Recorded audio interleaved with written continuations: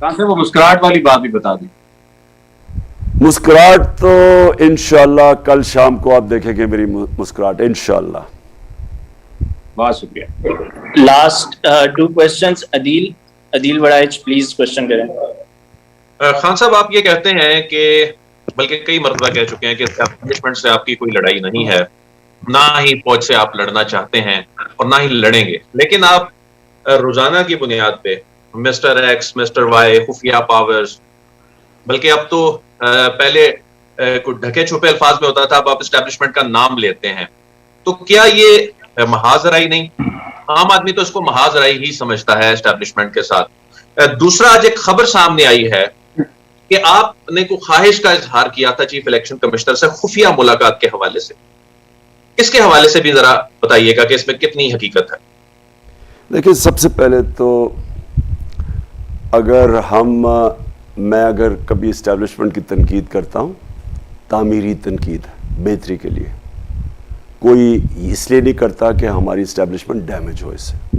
اور میری ایک سٹیٹمنٹ آپ نہیں بتا سکتے کہ میں نے کبھی کوئی ایسی سٹیٹمنٹ دی ہو کہ اپنے ملک کی فوج کو ڈیمیج کروں, کیونکہ میں انٹرنیشنل پرائم منسٹر بننے سے پہلے بھی میں انٹرنیشنل ریلیشنز دنیا میں پالیٹکس کے اندر میں نے یونیورسٹی سے کیا اور میرا انٹرسٹ بھی وہ ہے, اور میں ساری مسلمان دنیا کو خاص طور پہ اسٹڈی کرتا رہا ہوں. دیکھیں, جو مسلمان دنیا ہے نا, اس کے اندر اگر ایک مسلمان ملک کے پاس کمزور فوج ہے تو جو آج کل کے حالات ہیں, آپ ذرا صرف نقشہ دیکھ لیں, لیبیا سے شروع ہوں, صومالیہ پہ پہنچیں, یمن پہنچیں, یہ ادھر سیریا پہنچیں, افغانستان, ساروں کا برا حال ہے.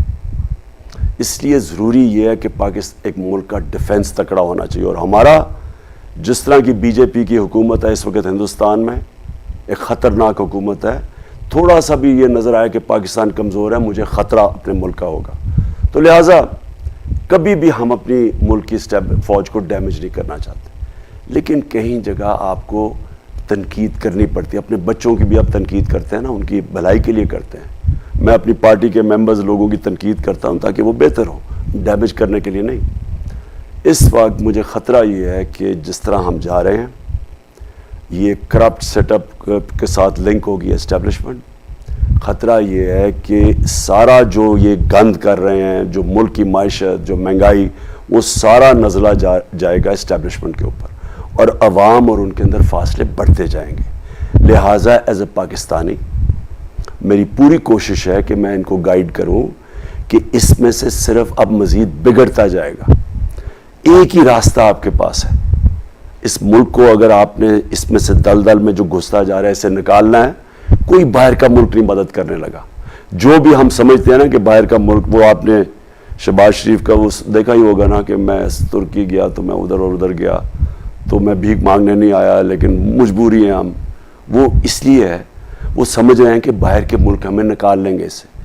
وہ تھوڑی دیر کے لیے تو وہ کچھ مدد کر بھی سکتے ہیں, لیکن جب تک ملک اپنی مدد نہیں کرتا ہم اس میں سے نہیں نکلنے لگے جس طرف ہم جا رہے ہیں.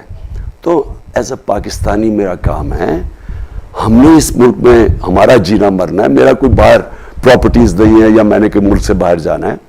اس لیے ہماری کوشش ہونی چاہیے کہ ڈائریکشن دیں, اور میں بڑا ہوں ان سب سے. میں پاکستان دنیا دیکھ کے میں ان کو ڈائریکشن دے رہا ہوں کہ دیکھیں اس راستے میں صرف ایک راستہ ہے, اور وہ ہے فری اینڈ فیئر الیکشن. یہ تنقید نہیں, یہ یعنی یہ ڈیمیج کرنے کے لیے نہیں ہے, یہ ملک کی بہتری کے لیے اور سب کی بہتری. اور ظاہر ہے ملک اوپر جائے گا, فوج اوپر جائے گی, اور ملک ساتھ ساتھ ہی اوپر جائیں گے, ساتھ ہی نیچے آئیں گے. چیف الیکشن کمشنر سے متعلق سوال کا جواب دے دیجیے گا.